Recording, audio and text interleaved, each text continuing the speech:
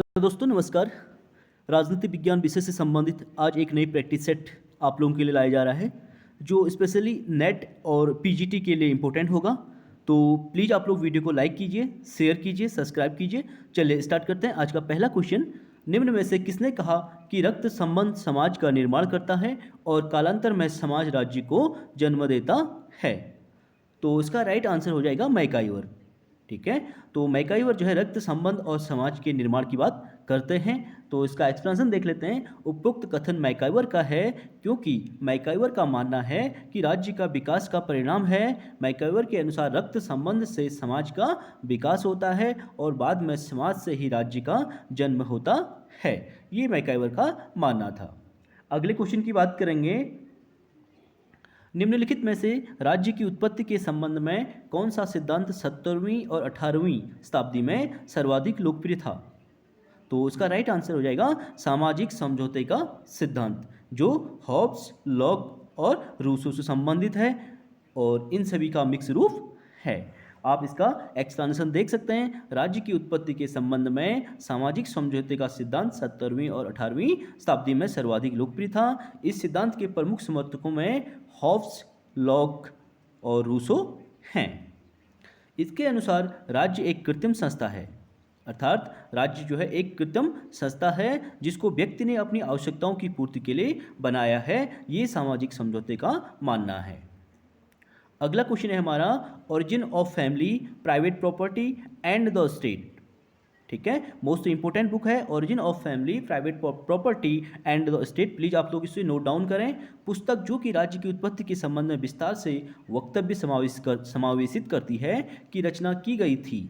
तो किसके द्वारा की गई थी? ये एंजल्स के द्वारा लिखी गई थी, यानी डी इसका राइट आंसर हो जाएगा।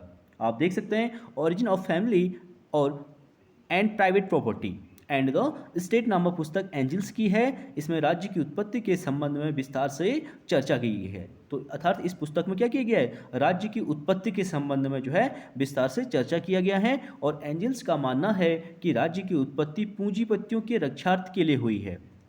ठीक है, एंजल्स का मानना है कि origin of family and private property and the state जो पुस्तक में उन्होंने लिखा है कि जो राज्य की उत्पत्ति कैसे हुई, पूंजीपतियों के रक्षा के लिए हुई थी। अगला क्वेश्चन है, राज्य के विकास में कौन से तत्व सहायक रहे हैं? तो राज्य के विकास की बात करें तो उसमें कौन से रक्त संबंध, मनुष्य की सहज सामाजिक प्रवृत्ति और आर्थिक गतिविधियां, ये उपयुक्त तीनों जो है सहायक रहे हैं। इसलिए डी इसका राइट आंसर हो जाएगा, यानी उपयुक्त सभी इसका राइट आंसर हो जाएगा।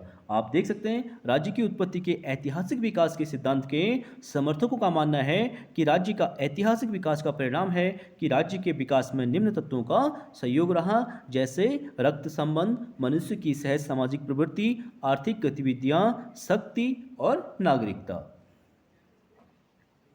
अगला क्वेश्चन है हमारा, सामाजिक समझौता सिद्धांत मूलतः चाहता है। तो सामाजिक समझौता सिद्धांत क्या चाहता है? तो इसका राइट आंसर हो जाएगा राज्य की उत्पत्ति के ऐतिहासिक उद्गम की व्याख्या करना।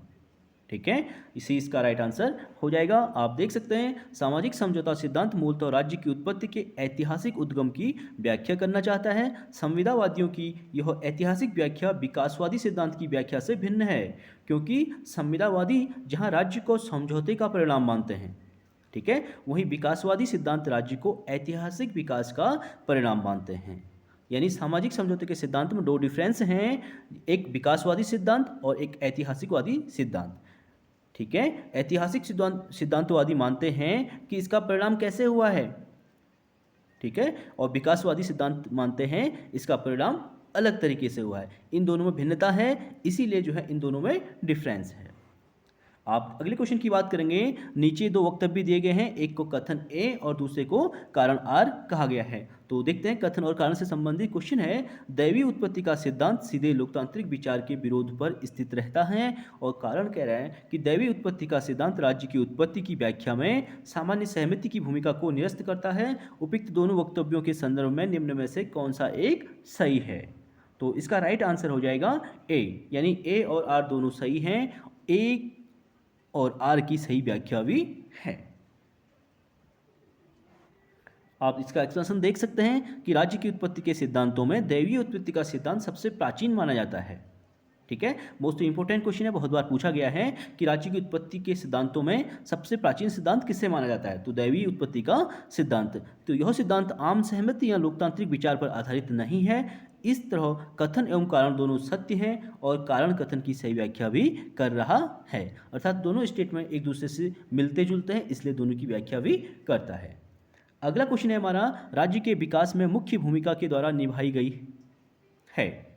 तो इसका राइट आंसर हो जाएगा, आप पहले क्वेश्चन को हमने जब कंप्लीट किया था उसका एक्सप्लेनेशन देखा था, उसी से संबंधित है। ठीक है, रक्त संबंध, धर्म, शक्ति, राजनीतिक चेतना और आर्थिक गतिविधियां ये राज्य के विकास की मुख्य भूमिका के द्वारा निभाई गई थी। आप देख सकते हैं राज्य की उत्पत्ति के संबंध में सर्वमान्य सिद्धांत विकासवादी सिद्धांत है। ठीक है, और इस सिद्धांत के अंतर्गत रक्त संबंध, धर्म शक्ति, राजनीतिक चेतना एवं आर्थिक गतिविधियां आदि तत्वों को राज्य के विकास हेतु आवश्यक तत्व माना गया है। अगले क्वेश्चन की बात करेंगे। अगला क्वेश्चन है हमारा, उसे देख लेते हैं।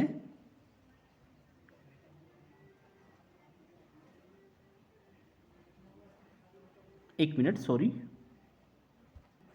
हाँ, तो अगला क्वेश्चन होगा, यह किसका विश्वास था कि राज्य की उत्पत्ति वर्ग विभाजन और वर्ग संघर्ष का अनिवार्य परिणाम है?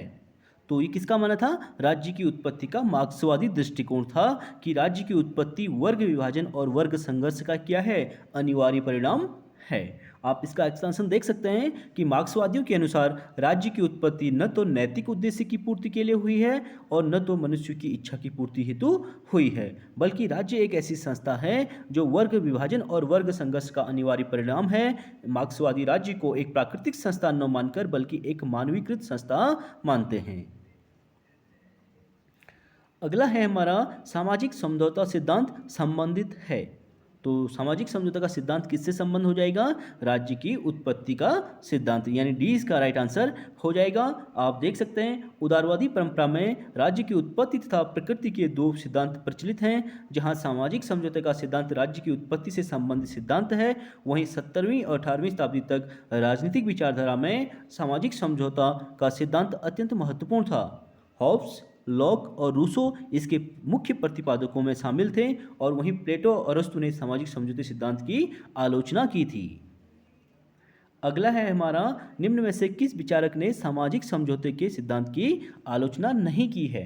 तो इसका राइट आंसर हो जाएगा राइट के द्वारा, यानी 20 का राइट आंसर हो जाएगा। आप देख सकते हैं राइट ने सामाजिक समझौते का विरोध नहीं किया है।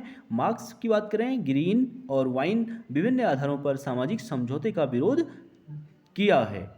ग्रीन के अनुसार कानून की दृष्टि से सामाजिक समझौता निराधार है, यह एक कपोल कल्पना है, जबकि मार्क्स का मानना था कि उनके अनुसार वर्ग संघर्ष से राज्य का निर्माण हुआ है। और वाहन के अनुसार सामाजिक समझौता न तो इतिहास को समझने का उचित साधन है और न ही किसी ठोस राजनीतिक दर्शन का उदाहरण है। इसीलिए जो है मार्क्स, ग्रीन और वाइन के द्वारा सामाजिक समझौते सिद्धांत का विरोध किया गया। अगला क्वेश्चन है हमारा, निम्न में से किस विचारक ने सामाजिक समझौते के सिद्धांत की आलोचना नहीं की है? तो फिर दोबारा रिपीट हुआ है क्वेश्चन, राजकीय इंटर कॉलेज प्रवक्ता परीक्षा 2012 में पूछा गया है, तो इसका बी राइट आंसर हो जाएगा। आप एक्सप्लेनेशन इसका रीड कर सकते हैं। अगले क्वेश्चन की बात करेंगे। अगला है हमारा, राज्य की उत्पत्ति के किस सिद्धांत ने राज्य को क्रमिक विकास का परिणाम कहा है? यानी क्रमिक, ठीक है, क्रमिक विकास की बात जो की थी, ऐतिहासिक एवं विकासवादी सिद्धांत, यानी बी इसका राइट आंसर हो जाएगा। आप देख सकते हैं ऐतिहासिक एवं विकासवादी सिद्धांत के अनुसार राज्य की उत्पत्ति क्रमिक विकास का परिणाम है, अर्थात विकासवादी सिद्धांत के अनुसार राज्य की उत्पत्ति न तो एक निश्चित समय में हुई और न ही किसी एक विशेष कारण से, बल्कि राज्य के सम्मिलित तत्वों के प्रभाव स्वरूप अस्तित्व में आया। और प्रमुख क्रमिक तत्व है स्वजन समूह, धर्म युद्ध, राजनीतिक चेतना, आर्थिक क्रिया और मनुष्य की सामाजिक प्रकृति। इस संदर्भ में गार्नर ने कहा है कि राज्य न तो ईश्वर की सृष्टि है और न ही वह उच्च कोटि की शारीरिक बल का परिणाम है, न ही किसी प्रस्ताव या समझौते की कृति है और न ही परिवार का विस्तृत रूप है। यह तो क्रमिक विकास से उदित एक ऐतिहासिक संस्था है, ये गार्नर का मानना था। अगला क्वेश्चन है हमारा, किसने कहा राज्य का आधार शक्ति नहीं इच्छा है? तो मोस्ट इंपॉर्टेंट क्वेश्चन है, एग्जाम में रिपीटेड क्वेश्चन है, आप नोट डाउन कर सकते हैं। तो इसका राइट आंसर हो जाएगा टी.एच. ग्रीन। टी.एच. ग्रीन जो आदर्शवादी विचारक थे, उनका मानना था कि राज्य का आधार जो है शक्ति नहीं इच्छा है, अर्थात ये शक्ति से नहीं उत्पन्न हुआ है, ये मनुष्य की या लोगों की इच्छा के परिणाम स्वरूप उत्पन्न हुआ है। आप देख सकते हैं ग्रीन के अनुसार अधिकारों की रक्षा के उद्देश्य से राज्य का प्रादुर्भाव होता है। सामान्यतः व्यक्ति अपने अधिकारों के समान ही दूसरे व्यक्तियों के अधिकारों का सम्मान करता है। ग्रीन का मानना है कि राज्य का आधार इच्छा है, शक्ति नहीं। अगला क्वेश्चन हमारा है, राज्य के विकास में मुख्य भूमिका निभाई। तो राज्य के विकास में मुख्य भूमिका किसके द्वारा निभाई गई थी? रक्त संबंध, धर्म, राजनीतिक चेतना, आर्थिक गतिविधियों ने, यानी डी इसका राइट आंसर हो जाएगा। आप देख सकते हैं राज्य के विकास में रक्त संबंध, धर्म, राजनीतिक चेतना तथा आर्थिक गतिविधियों ने मुख्य भूमिका निभाई है और मनुष्य की आवश्यकताओं के अनुसार राज्य का विकास हुआ है, जिसे विभिन्न विद्वानों ने अपने अपने अनुसार परिभाषित किया है। अगला क्वेश्चन है हमारा, आधुनिक राज्य के विकास के लिए कौन सा तत्व उत्तरदायी है?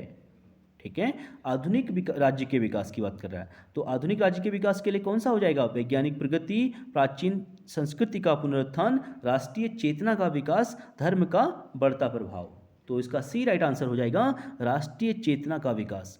ठीक है, जब राष्ट्रीय चेतना पैदा होती है तभी एक आधुनिक राज्य का निर्माण होता है, इसीलिए इसका सी राइट आंसर हो जाएगा। आप देख सकते हैं आधुनिक राज्य के विकास के लिए राष्ट्रीय चेतना का विकास उत्तरदायी है। आधुनिक युग में राष्ट्र और राज्य प्राय एकाकार हो गए हैं। राज्य की सीमाओं को राष्ट्रीय सीमाएं कहा जाता है, इसीलिए राज्य के हित को राष्ट्र हित कहा जाता है और आधुनिक राज्य का विकास क्रमिक रूप से संभव हुआ है। तो चलिए फ्रेंड्स, आज के लिए इतना ही, बाकी नेक्स्ट वीडियो में करेंगे। प्लीज़ आप लोग वीडियो को लाइक कीजिए, शेयर जरूर कीजिए। Thank you so much.